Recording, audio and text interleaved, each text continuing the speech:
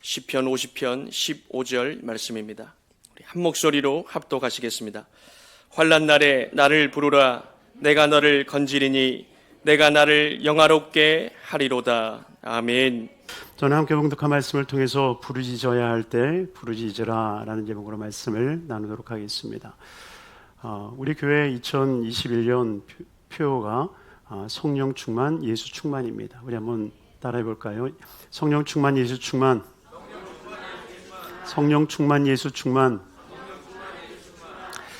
사랑하는 성도님들이요, 우리가 정말 성령 충만하고 또 우리가 예수 충만하기 위해서 해야 할 것이 있다라고 한다면 바로 그것은 기도인 줄로 믿습니다.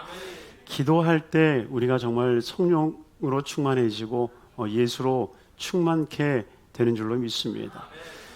그러한 교회가 바로 이 세상에 소망이 되는 줄로 믿습니다.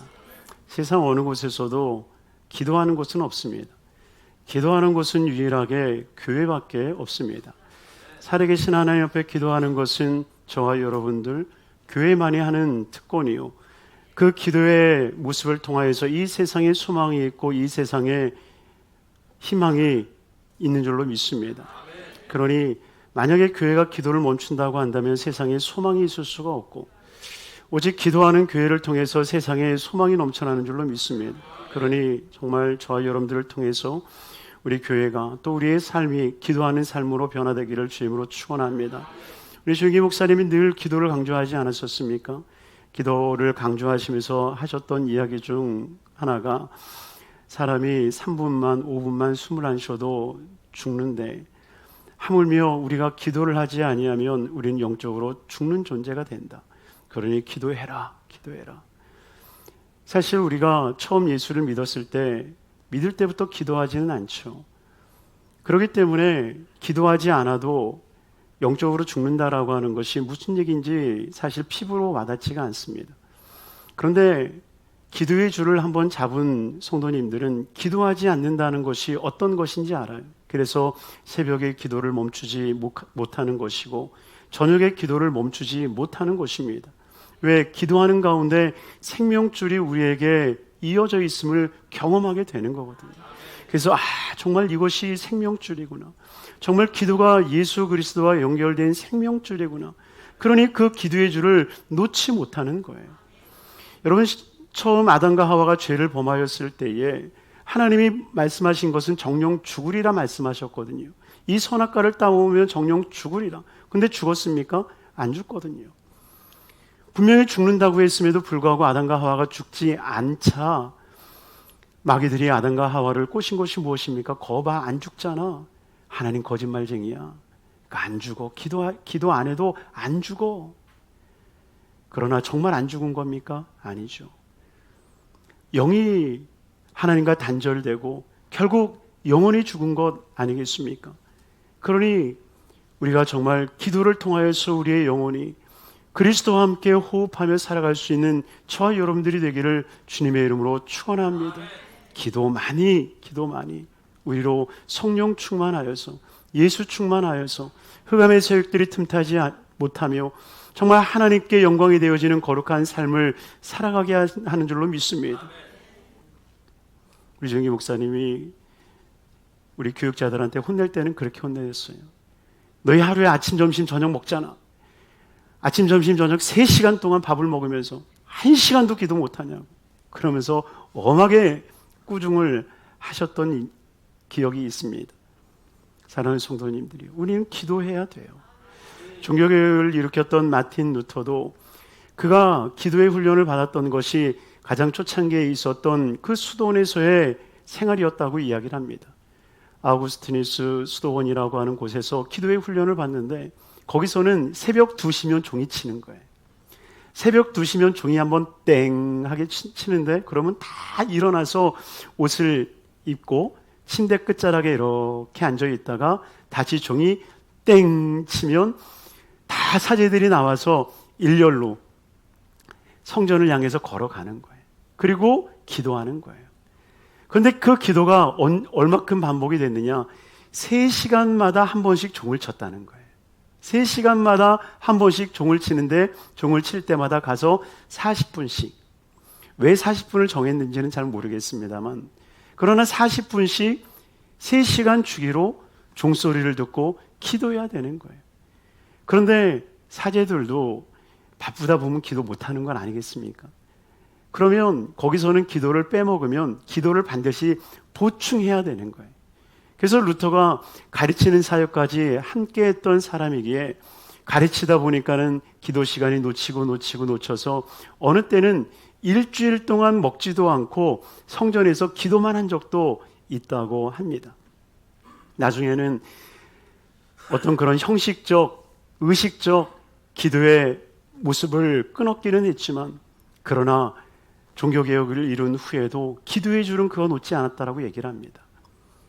매일같이 1시간씩 2시간씩 기도했지만 정말 바쁘고 힘들 때는 3시간, 4시간을 기도했다라고 얘기를 합니다. 왜?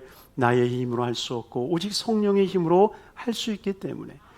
그래서 성령의 도움을 받고자, 성령의 힘을 얻고자 정말 하나님 앞에 기도에 열중했다라고 얘기를 합니다. 사랑하는 성도님들이요, 우리가 올 초에 위대한 기도자의 기도라고 하는 말씀으로 우리가 시작하지 않았습니까? 제 마음 가운데 소원이 드는 것은 정말 우리 여의도 순복음 성북교회 모든 성도님들이 기도에 매진하는 귀한 한 해가 되어야 되겠다. 하나님께서 주시는 거룩한 마음이었어요. 그래서 오늘부터 기도에 대한 여러 가지의 나눔을 가지려고 합니다. 언제까지 이 기도의 이야기가 나눠질지는 모르겠습니다.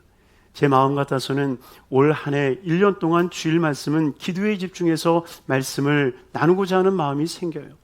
하나님께서 인도하신다면, 성령님께서 인도하신다면 우리가 정말 이 한 해 기도에 대한 말씀에 집중해서 우리의 영이 살아나고 하나님과 교통하여지고 성령에 충만하여서 이 세상을 넉넉히 승리해 나가는 우리 성도님들의 삶이 되기를 주님의 이름으로 축원합니다. 오늘은 첫째 시간으로 부르짖는 기도에 대한 이야기를 좀 나누려고 합니다. 오늘 본문은 어떻게 시작을 합니까? 환난 날에 나를 부르라. 한번 따라하겠습니다. 환난 날에 나를 부르라. 환난 날에 나를 부르라. 여러분, 이 부름이라고 하는 것은 기도라는 것을 잘 아실 겁니다. 그런데 이 기도가 언제 어떻게 시작된다고 얘기합니까? 환난 날에라고 나와 있습니다. 환난 날에 나를 부르라. 꼭 직구준 성도님들은 이런 말을 들으면 꼭 되물어요. 목사님, 환난 날이 아니니까 기도 안 해도 되죠? 근데 정말 자기의 자신의 삶이 환난이 아니다라고 누가 자부할 수 있겠습니까? 실상 성경에서 말하고 있는 환난이 어떤 것인지 아십니까? 우리는 흔히 전쟁이 일어나면 환난이다, 기근이 일어나면 환난이다, 지금같이 코로나가 창고리에 있는 거, 이것이 환난이다,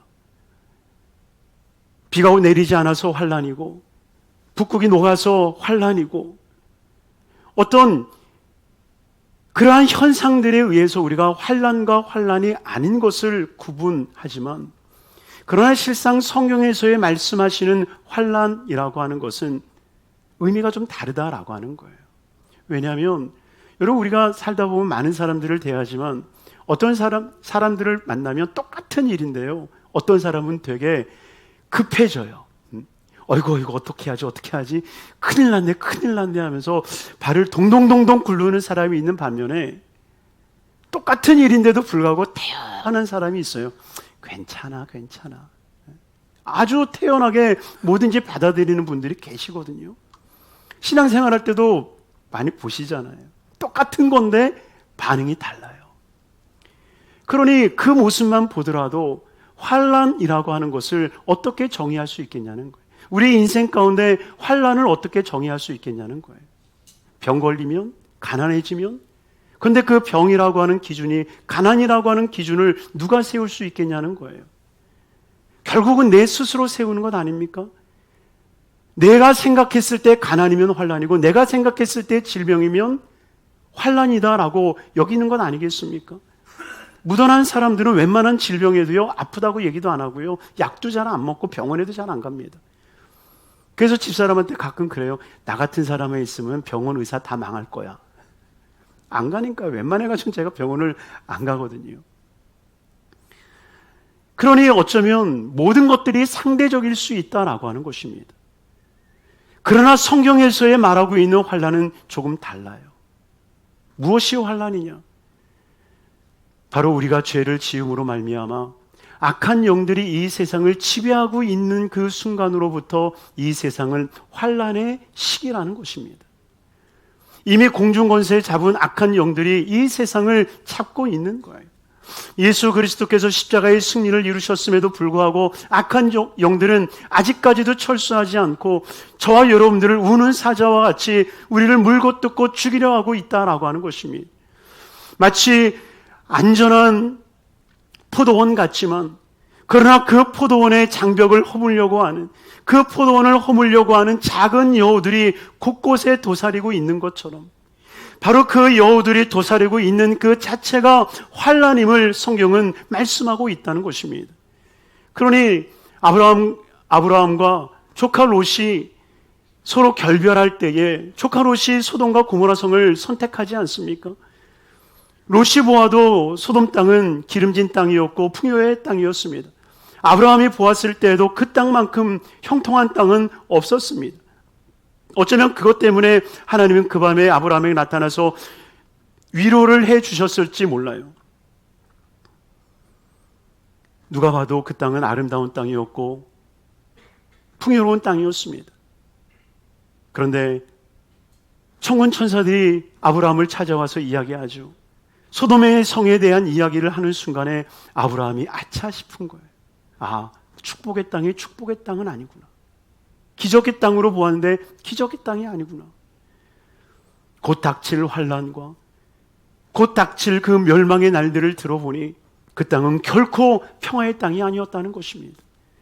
이것이 조카 롯에게도 알려졌고 조카 롯이 그 성을 피하고자 자기의 두 딸과 두 딸의 결혼 대상자인 사위들을 불러놓고 앉혀 하나님의 뜻을 이야기하는데도 불구하고 그들은 농담으로 여겼다라고 성경은 기록하고 있습니다. 왜 그럴까요? 환난이 환난으로 여겨지지가 않는 거예요. 환난이다 느껴지지가 않는 것입니다. 그러니 환난이 아니니 하나님을 찾을 수가 없고 환난이 아니니 하나님께 부르짖을 수가 없고 환난이 아니니 그곳을 피할 아무런 이유가 없었다는 것입니다. 그러나 정말 그것이 환난임을 깨닫는 조카 롯이 그 천사들과 함께 두 딸을 데리고 아내를 데리고 그 땅을 떠나지 않습니까? 사랑하는 성도님들이요, 어쩌면 우리의 삶도 마찬가지라는 것입니다. 우리의 삶이 평화로 우리를 둘러 있을 수 있습니다. 그것은 하나님의 은혜인 것입니다. 믿습니까? 저와 여러분들이 정말 이 환난의 세상에서 살아갈 수 있는 것은 정말 평화인 거예요. 여러분, 외국에 있는 분들과 만나서 이야기를 하다 보면요, 정말 우리나라가 복받은 나라라고 하는 것을 느낄 수 있는 것은요, 북한과 이렇게 대치되고 있는 것 속에서 이렇게 평화를 누릴 수 있는 것은 기적이라는 거예요. 여러분, 이란, 이라크 것들을 보세요. 내란이 일어나는 나라들을 보세요. 정말 아찔하지 않습니까? 맨날 폭탄 터지고. 그런데 외국에서는 우리나라를 그렇게 본다니까요. 북한과 한국이 이렇게 철책 쳐놓고 이렇게 사는데 그 중동 땅에서 일어나는 그러한 테러 사건들이 이 나라에서 이루어질 법한데 안 이루어지더라는 거예요. 그러면서 참 신기한 나라라고. 왜 그러겠어요? 하나님이 지키시니까요. 하나님이 보호하시니까 우리의 삶은 평화로 장막이 쳐져 있고 하나님의 은혜로 그 울타리가 쳐져 있기 때문에 우리는 참으로 복된 삶을 살아가는 것입니다. 그러나 하나님의 위로가 있고 하나님의 평안이 있고 하나님의 축복의 울타리가 있다 할지라도 환난의 시기는 환난의 때라는 것입니다. 악한 원수마귀가 늘 도사리고 있으니까. 그러니 우리는 정말 깨어 하나님 앞에 기도할 수밖에 없는 존재임을 우리는 알아야 됩니다. 야곱이 자기의 일생을 돌아보면서 이런 고백을 하지 않습니까? 창세기 35장 3절 말씀에 보면 우리가 일어나 베델로 올라가자 내 환난 날에 내게 응답하시며 내가 가는 길에서 나와 함께 하신 하나님께 내가 거기서 제단을 쌓으려 하노라. 여러분, 야곱은 자기의 일생을 단 한마디로 뭐라고 고백합니까? 환난의 날이었다라고 고백합니다. 여러분, 실상 창세기 35장에 이르기까지 야곱에게 있어서의 환난은 딱 한 번 성경에서 보여줘요. 형 에서에게 쫓겨날 때에, 형 에서가 무서워서 도망칠 때에, 그때 딱 한 번 그의 삶의 위기를 보여주거든요. 그리고 성경에서 나와 있는 야곱의 일생을 보면요, 그렇게 큰 위기가 없어요. 인생살이라고 한다면 그 정도는 다 있는 건 아닙니까? 그렇잖아요. 여러분들도 시집 가서 시집살이 하시고 또 시집살이 시키기도 하고, 그러니 뭐 시집살이 정도 하는 거, 또 시집살이 하는 그런 거 뭐 환난이다라고까지는 우리가 얘기하지 않잖아요. 그냥 결혼하면 5년 10년 맞춰 살면서 생겨날 수 있는 일이다라고 여기면서 살아가지 않습니까? 어쩌면 야곱도 마찬가지라는 거예요. 야곱도 삼촌집에 가서 일하고 노동했지만, 그러나 사랑하는 사람을 위해서 일했고, 그리고 사랑하는 사람과 결혼했고, 그리고 사랑하는 사람들 사이에서 자녀를 낳았고, 그래서 정말 없는 재산도 하나님의 은혜로 풍성하게 되었고, 여러분 그 정도면 정말 복된 삶 아니겠습니까? 그런데 그는 그러한 삶이 환난이었다고 얘기를 해요. 이것은 삶 자체가 환난이었다라기보다는 그를 위협하는 모든 세력들, 삼촌 라반의 세력들, 그리고 그 삼촌과 함께하는 그 자녀들과 그들 세력들이 결국은 자기에게 위협이 되었음을 이야기하고 있는 겁니다. 그러니 직접적 환난은 없었음에도 불구하고 모든 날들이 환난의 때였음을 고백하는 거예요.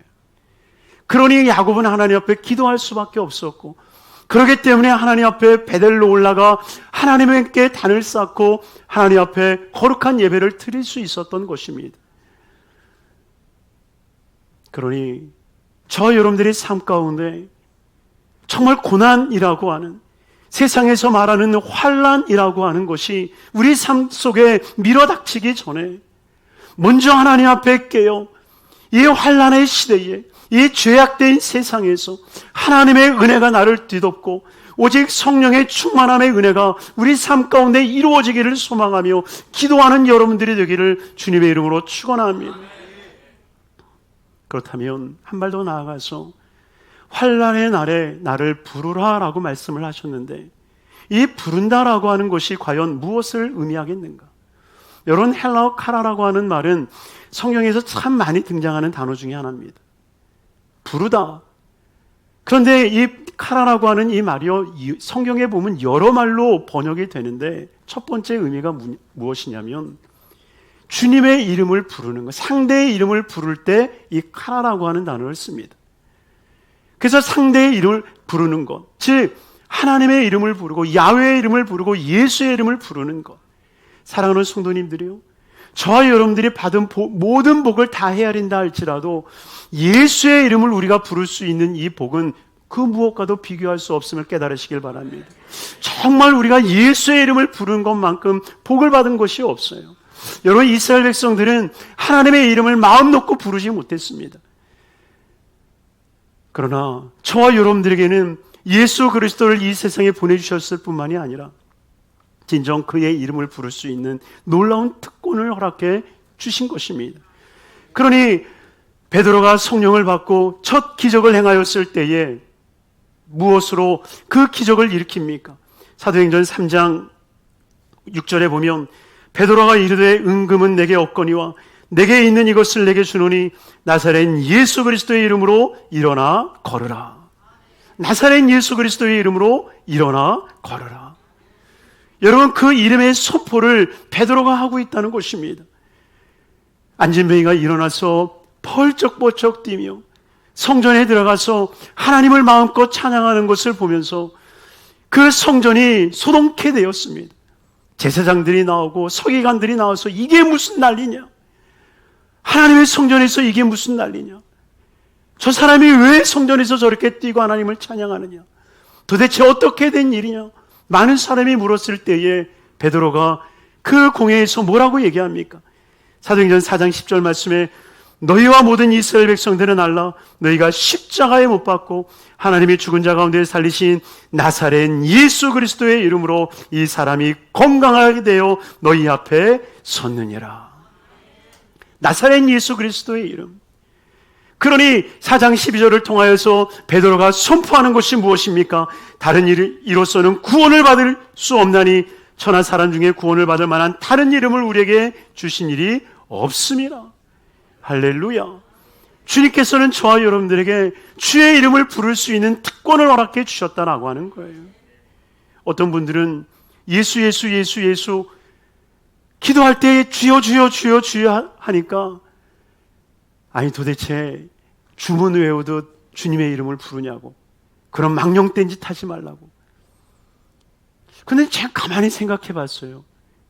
예수 주여 주여 주여 주여 하는 게 무슨 무당 주문 외우는 거랑 같은 건가? 가만히 생각해 보니까 여러분 집에서 애들이 엄마 부를 때, 야 엄마 이름을 이렇게 주문 외워도 왜요? 한 번만 불러, 한 번만. 아빠 들어오실 때 아빠 그랬을 때, 야 너 왜 이렇게 내 이름을 많이 불러? 한 번만 불러, 한 번만. 하루에 한 번만 부르는 거야. 여러분 그런 부모 있나요? 없죠.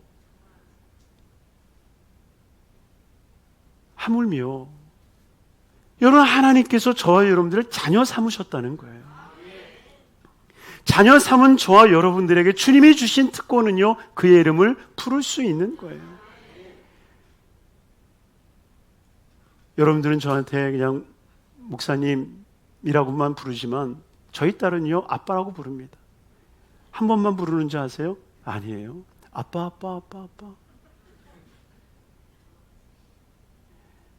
그리고 아빠라는 말을 들으면 들을수록 저는 흐뭇하고 행복해요. 저와 여러분들에게 정말 예수의 이름의 특권을 주신 거예요. 그러니 우리는 마음껏 예수의 이름을 부르고요, 정말 예수의 이름의 부름에 승리를 얻게 되어지는 것입니다. 우리 조영기 목사님이 한 번은 캘리포니아에 가서 복음성회를 이루고 호텔에 가서 주무시고 계시는데 전화가 막 울리더래요. 그래서 도대체 좀 쉬는데 누가 이렇게 전화를 하나, 그리고 못 들은 척하고 입을 뒤집어 쓰고 계속 있었대요. 그런데 막 밖에서 문을 두드리고 전화가 오니까 무슨 급한 일이 생겼나 보다. 그리고 전화를 딱 받으니까 불 났다고, 호텔에 불이 났다고. 그리고 나서 얼른 놀래서 이불을 걷어 보니까 방 안의 연기가 자욱해진 거예요. 그런데 조영희 목사님이 당황하니까 문이 안 보이더래요. 호텔 문이 오른쪽에 있는지 왼쪽에 있는지 앞에 있는지 연기가 다 있으니까 안 보이더라는 거예요. 그런데 그때 성령의 역사죠. 이 배에서부터 툭 튀어나온 말이 주님, 예수님. 그리고 예수님의 이름을 반복해서 부르기 시작하는데요, 놀랍도록 연기는 자욱한데 눈이 밝아지더라는 거예요. 그러면서 보이지 않던 문이 보이고요, 문을 탁 열고 나갔더니 젊은 사람들은 이미 다 도망가 있고 복도에 연세 드신 할아버지 할머니 애들만 이렇게 있더라는 거예요. 연기가 가득 차 있고 출입문도 찾지 못하고 비상구도 찾지 못하고 이미 엘리베이터는 꺼져 있고. 그래서 그분들한테 그랬대요. 예수를 외치세요. 그리고 조영기 목사님이 맨 앞장서서 예수의 이름을 부르면서 예수. 그랬더니 뒤에 있는 사람들이 똑같이 예수 하면서, 그때 27층에 머물고 있었는데 정말 안전하게 1층까지 도달해서 모든 사람들이 무사했던 일이 있었다라고 간증하신 기억이 있습니다. 여러분, 우리가 주님께서 우리에게 예수의 이름을 왜 부르게 하셨겠습니까? 물론 1차적으로는 주님께서 들으시고 우리에게 응답하신다라고 하는 그 마음이 있지만, 그러나 더 나아가서 우리가 예수의 이름을 부르는 가운데에 흑암의 세력들, 우리를 물고 뜯으려 하는 모든 흑암의 세력들이 그 예수의 이름 권세 앞에 무서워 도망가게 되는 줄 믿습니다. 그러니 악한 원수마귀가 우리가 외치는 그 예수의 이름을 듣고 한 길로 왔다가 일곱 길로 떠나가게 되어지는 것입니다. 여러분, 죄인들은 경찰 사이렌 소리만 들어 도망가게 돼 있어요. 편의점을 털려다가, 개인 집을 도둑질하려다가 사이렌 소리만 들으면 얼른 도망가지 않습니까? 마찬가지인 거예요.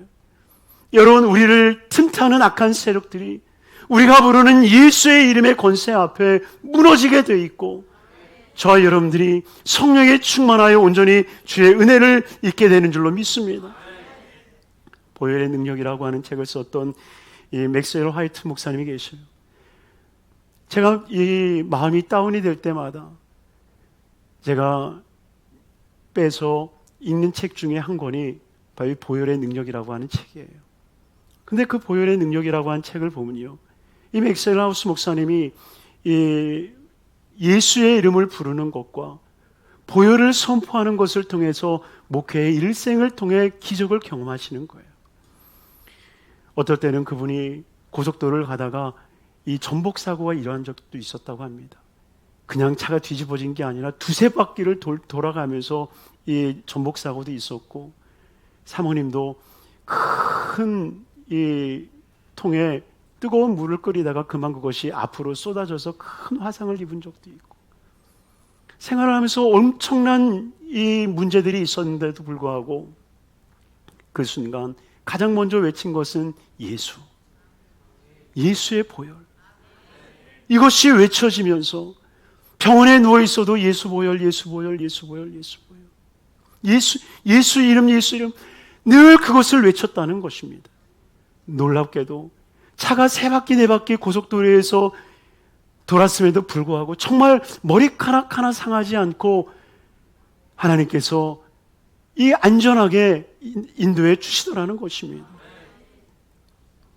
사모님이 그 뜨거운 물에 화상을 입었는데도 불구하고 정말 병원에서는 큰 화상을 입을 거라고 이야기를 했는데 분대를 다 풀어보니 정말 세 살이 완전히 돋아서 깨끗해지는 역사가 일어나더라는 것입니다.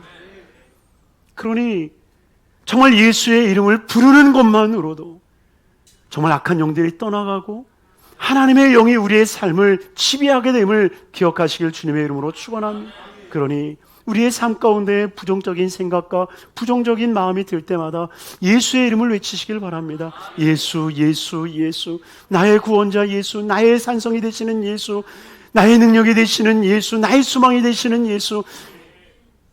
그 예수를 외칠 때에 하나님의 역사는 일어나게 되는 줄로 믿습니다. 그리고 이 부르다라고 하는 이 카라라고 하는 말이요, 또 다른 데서 사용될 때는 부르짖다라는 말로 사용이 돼요.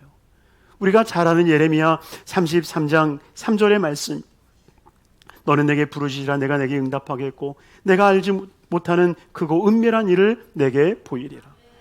여러분, 여기서 부르짖다라고 하는 것이 바로 부른다라고 하는 뜻이거든요.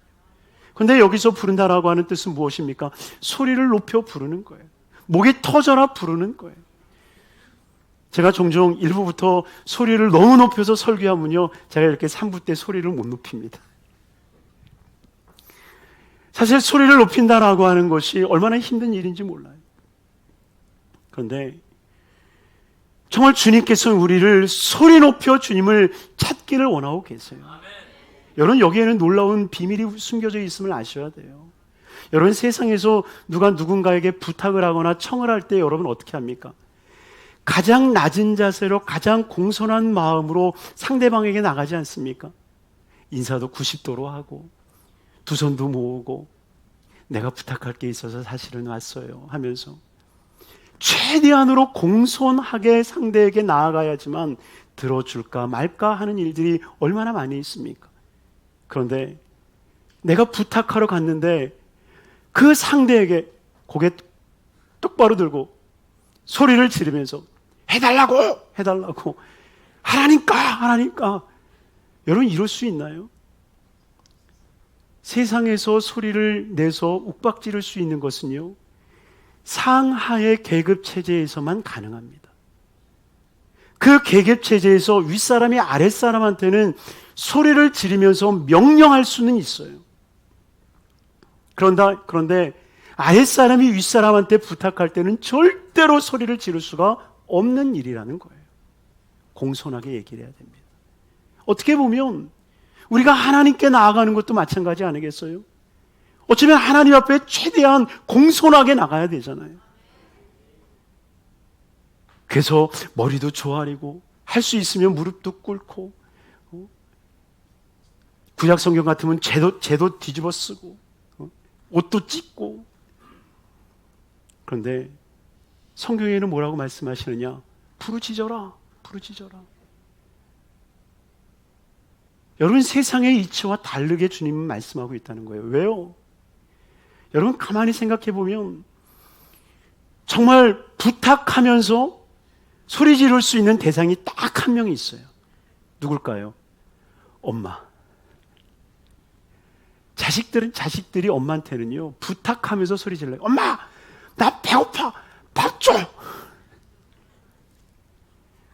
여러분, 자식은 부모에게 소리 지를 수 있어요. 그렇다고 부모가 그 자녀에게 너 왜 나한테 소리 질러? 공손하게 얘기해봐. 이렇게 얘기합니까? 아니에요. 부모님들은 자녀가 급박해서 소리 높여 외치는 거, 오히려 더 발을 동동동동 굴러가면서 그 아이의 이야기에 귀를 기울이고 그 아이가 원하는 대로 해주는 일들이 얼마나 많이 있습니까? 여러분, 우리가 하나님 앞에 부르짖을 수 있다라고 하는 것, 세상같이 최대한으로 공손하지 않아도 하나님 앞에 당당하게 주여 주여 외치며 하나님 앞에 기도할 수 있는 것은 하나님께서 저와 여러분들을 자녀 삼아 주셨고 자녀의 특권이 있기 때문에 하나님 앞에 간구할 수 있다라고 하는 거예요. 부모와 자녀만큼 가까울 수 있는 사이가 어디 있어요? 저와 여러분들이 정말 부르짖을 수 있는 것은 하나님이 우리에게 주신 특권임을 기억하셔야 됩니다. 정말 하나님이 내게 주신 특권이기에 내가 주님의 이름을 불러가며 외칠 수 있는 기도가 돼야 돼요. 우리 외침의 기도를 이루신 분들은 아마 다 경험하셨을 거라 저는 확신합니다. 여러분, 외치는 기도를 할 때에 내 안에 생겨나는 유익 큰 두 가지가 있습니다. 첫 번째는 기도할 수 없음에도 불구하고 기도가 되기 시작해요. 여러분, 아주 놀라운 비밀입니다. 막 내 마음이 막 짓눌려져 있고 힘들고 정말 어려워서 주님 앞에 나오기는 했지만 기도하는 게 너무 힘들어요. 찬양하는 게 너무 힘들어요. 근데 여러분, 그때 여러분들의 입을 열어서 주여라고 한번 해보세요. 예수님 하면서 소리를 한번 내보세요. 정말 놀랍게 내 마음이 열리지 않던 것이 열리게 되고요, 내 입이 열리게 되고요, 내 생각이 하나님에게 집중이 되고요, 내 마음이 하나님께 집중이 되어서 오직 하나님께서 그의 성령으로 나를 붙잡아 주시는 것을 경험하게 되더라는 거예요. 그러니 사랑하는 우리 귀한 성도님, 할 수만 있다면 여러분들이 입술을 열기를 바랍니다. 우리의 입술을 열어서 하나님 앞에 기도하고 하나님 앞에 부르짖을 때에 우리의 생각, 우리의 마음이 하나님께 집중이 될 뿐만 아니라 하나님이 우리를 완전히 붙잡아 주시는 거예요.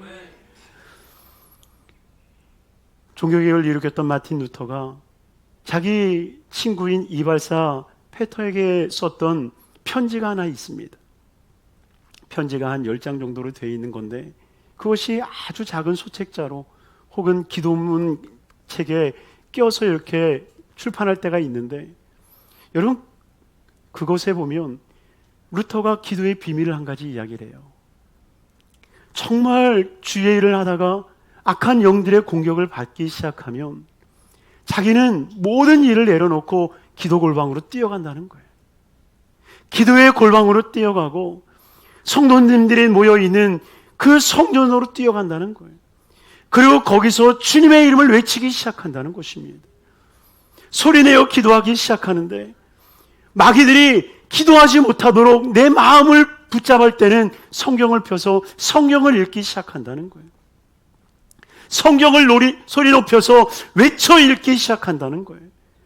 그런데 놀랍게 성경의 말씀을 외쳐 읽기 시작할 때에 말씀이 살아서 마음 가운데 들어오고 그 말씀을 붙들고 하나님 앞에 기도할 때에 악한 영들이 떠나가며 온전히 하나님의 영이 붙잡아 주시는 그 거룩한 은혜를 경험하게 된다는 것입니다. 그래서 그 이발사 페터에게 이야기를 하는 거예요. 너도 자네도 소리내서 기도하게. 정말 입을 열어서 주의 이름을 부르고 소리내어 하나님 앞에 간구해 보게. 성령이 너를 붙잡아 줄 거야. 이런 놀라운 하나님의 영적 비결이라는 것입니다. 여러분, 우리는 영과 혼과 육으로 창조되어 있지 않았습니까? 여러분, 영과 혼과 육을 주님이 창조하셨을 때에 이 세계가 어떻게 연결이 될 수 있겠어요? 세상에 물건과 물건을 연결할 때는 볼트와 널트가 있어서 서로 쪼이지 않습니까? 그것이 꽉 조여질 때에 두 개의 물건이 연결이 될 수 있는 거예요. 여러분, 우리의 육과 영이 연결할 수 있는 것은 오직 한 가지라는 거예요. 바로 우리의 입술. 믿습니까? 야고보서를 통해서 주님이 말씀하셨던 것처럼 배에는 작은 키가 있는데 그 키로 말미암아 배가 완전히 사로잡을 수 있는 것처럼 사람에게는 입술이 있고 혀가 있다. 그 혀를 바로 붙잡는 순간 사람을 붙잡을 수 있다는 거예요.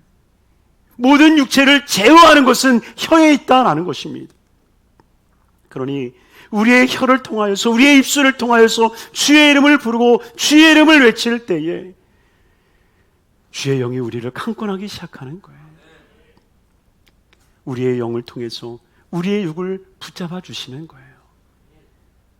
바로 우리의 영과 육이 하나로 묶어지는 그 놀라운 영적 상태를 바로 우리의 통성의 기도를 통해서 부르짖음의 기도를 통해서 완전하게 이루어지는 거예요. 그러니 육은 두려워하고 무섭고 떨고 있지만 영은 소리치며 외침으로 말미암아 나의 반석이 되고 나의 산석이 되고 나의 능력이 되신 주님으로 인하여서 힘을 얻게 되어지는 것입니다. 그리고 그 기도가 점점 높아질 때에 이 영이 점점 육과 가까워지고 그 육을 완전히 사로잡을 때에 육을 사로잡고 있었던 모든 두려움, 아픔, 괴로움들이 다 사라지고 하나님의 성령이 우리를 완전히 품에 품어주고 안아주시는 것을 경험하는 것입니다. 그러니 사랑하는 성도님들이요, 정말 통성기도를 이루셨나요? 여러분들의 입술에 하나님을 향하여서 부르짖는 기도가 살아나기를 주의 이름으로 축원합니다. 그 기도가 살아날 때에 정말 하나님의 역사가, 하나님의 성령의 충만함이 일어나기 시작하는 거예요. 그러면서 주님이 우리에게 약속하시는 것이 무엇입니까? 바로 환난 날에 나를 부르라. 내가 너를 영화롭게 하리라. 시편 86편 7절에 이렇게 우리에게 말씀하고 있습니다. 나의 환난 날에 내가 주께 부르짖으리니 주께서 내게 응답하시리이다. 여러분, 성경에는요, 우리가 기도할 때에 하나님이 응답하신다라는 말로도 이야기를 하시지만, 그러나 영화롭게 하신다라는 표현을 쓰실 때가 있어요. 여러분, 차이를 아십니까? 우리가 함께 읽었던 이 시편 50편 15절은요, 너 나를 불러, 그럼 내가 널 영화롭게 해줄게. 근데 방금 읽었던 이 86편 7절은요, 내가 부르짖으면 주님이 응답하셔. 여러분, 이 응답과 영화는 어떻게 차이가 날까요? 저는 성경을 통해서 확신하는 것은 주님이 응답하셨다라고 하는 것은요, 대부분이 내가 기도한 대로, 내가 기도하고 부르짖은 대로, 내가 바라보고 꿈꾼 대로 이루어 주실 때 응답하셨다라는 말을 쓰세요. 근데 내가 그를 영화롭게 하였다, 내가 그를 붙들어 주었다라고 하는 표현을 쓸 때는 언제냐? 우리가 말한 대로는 이루어지지 않았지만 그러나 성령님께서 붙잡아 주셔서 그 기도가 하나도 땅에 떨어지지 아니하고 우리에게 응답되었을 때, 바로 그때 주님께서 우리에게 사용하는 단어라는 것입니다. 내가 너를 영화롭게 하겠다. 너가 기도하면 내가 널 영화롭게 해줄게. 여러분, 이것은 얼마나 놀라운 하나님의 축복인지 모릅니다. 예전에 우리 조영기 목사님이 천막교회 하고 있었을 때 강효욱 박사라고, 여러분들 잘 아실 겁니다. 미국 백악관 장애인 차관부까지 지냈던 분이시고, 클링턴 때인가요? 그때 차관부를 하면서 정말 큰 일들을 이루셨던 분이십니다. 그래서 그분의 책들이, 간증책들이 우리에게 많이 읽혀져서 얼마나 큰 영향력을 줬습니까? 근데 그분이 조영기 목사님 불광동 천막교회 할 때 찾아왔대요. 찾아와서 내가 소문을 듣다 보니 우리 전도사님이 기도만 해주면 눈을 뜬다는데 나도 좀 기도해 주세요. 그래서 조영기 목사님이 그 청년을 붙잡고 그렇게 기도를 해주시는데 하나님께서 갑자기 말씀을 딱 하니 주시는데 그는 맹인이 될 것이다. 기도하는데 너무 깜짝 놀라서 하나님 뭐요? 하나님 뭐요? 그는 맹인이 돼서 나를 영화롭게 할 것이다. 너무 충격적이면서도 너무나도 강력하니까 조영기 목사님이 눈을 떠서 그분한테 그랬대요. 당신 맹인 된답니다. 그러니까 이분이 놀래가지고 아니 맹인 될 거면 내가 뭐하러 기도받냐고. 근데 결국 그분이 눈을 뜨지는 못했지만 우리나라 최초 장애인으로서, 맹인으로서 미국에 유학을 가서 박사학위를 따고, 그리고 그 맹인 되어짐을 통해서 장애인들의 고통과, 그리고 장애인들을 어떻게 교육하고 이끌어야 되는가, 그 일에 있어서 얼마나 많은 영향력을 끼쳤습니까? 더욱이 정말 하나님께서 자기가 기도한 대로 눈을 뜨게 하지는 않았음에도 불구하고 하나님을 신실히 믿고 하나님을 신실히 의지하여서 내 삶을 통해서 하나님은 영광을 받으실 것이다, 끝까지 믿고 하나님을 의지하고 나아갔을 때에 결국 하나님께서는 세워놓는 인생이 되어진 것 아니겠습니까? 그러니 사랑하는 성도님들이요, 우리가 기도한 대로 되지 않았다라고 실망하지 않기를 바랍니다. 주님께서는 반드시 우리의 기도를 땅에 떨어뜨리지 아니하시고 반드시 하나님께서는 그 기도를 받아서 우리의 삶을 영화롭게 하여 주시는 줄로 믿습니다. 그러니 진정 저와 여러분들이 예수의 이름을 부르고 정말 소리를 높여 외침으로 말미암아 하나님께서 우리의 삶을 영화롭게 하시는 그 은혜의 은총을 받아 누리는 복된 삶이 되기를 주님의 이름으로 축원합니다. 우리 마음에 손이 있는 분들은 가슴에 손 얹으시고 아픈 분들은 아픈 데 손 얹으시길 바랍니다. 위하여 기도하겠습니다. 사랑하라 충만하신 아버지 하나님, 주의 백성으로 일컬어진 바 되어진 하나님의 거룩한 백성들이 주의 존전에 나왔습니다. 아버지 하나님의 병들어 주의 이름을 부르며 고통받아 주의 이름을 부르고 아버지 하나님의 슬픔에 잠겨 주의 이름을 부르나이다. 주님 들으시고 치료하여 주셔서 아버지 모든 질병의 깨끗함을 얻게 하여 주옵소서. 예수의 이름으로 치료받을지어다.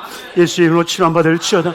귀가 열릴지어다. 귀가 열릴지어다. 귀가 열릴지어다. 눈이 열릴지어다. 눈이 열릴지어다. 입이 열리게 될지어다. 오장육부는 강건하게 될지어다. 모든 종양은 사라질지어다. 안병은 떠나갈지어다. 내 경색이 치료함 받을지어다. 내 출혈이 치료함을 받을지어다. 걷고 뛰며 죄의 영광이 될지어다. 모든 관절염이 치료함 받을지어다. 팔다리 어깨는 강건함을 얻게 될지어다.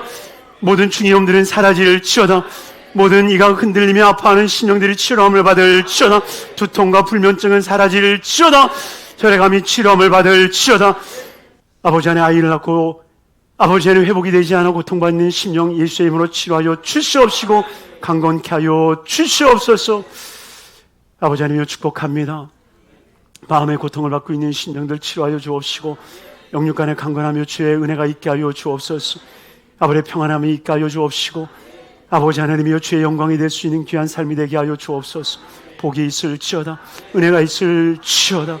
아버지 우리 여덟 수목은 성북교회가 복된 교회가 되게 하여 주셔서 주님께 영광이 되며 주의 기쁨이 될 수 있는 거룩한 교회가 되게 하여 주옵소서. 복되게 하여 주시옵소서. 예수 그리스도의 이름 받들어 축복하옵고 기도드리옵나이다. 아멘. 아멘.